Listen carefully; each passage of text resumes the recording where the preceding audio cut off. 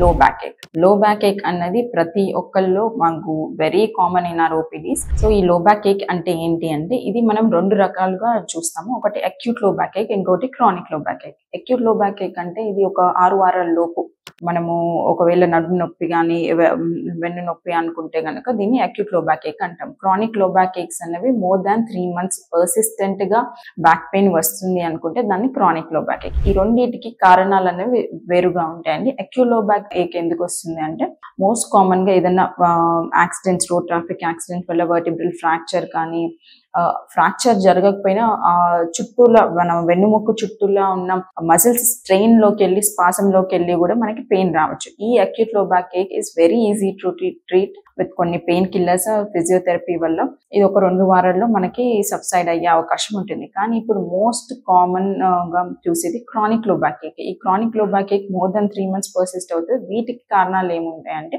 Age వల్ల మన వెన్నుముక్కలో కొన్ని మార్పులు జరిగి దాంతోని వచ్చే నొప్పిని మనం స్పాండైలోసిస్ అంటాం. ఇవి కాకుండా ఇన్ఫెక్షన్స్ కానీ, ట్యూమర్స్ కానీ, లేకపోతే ఈవెన్ వెన్ను పూసలో కూడా మనకి ఏదన్నా చిన్న బ్లడ్ క్లాట్ అయ్యి స్ట్రోక్స్, స్పైనల్ కార్డ్ స్ట్రోక్స్ కూడా వచ్చినప్పుడు మనకి లో బ్యాక్ ఏక్ ఉండే అవకాశం ఉంది.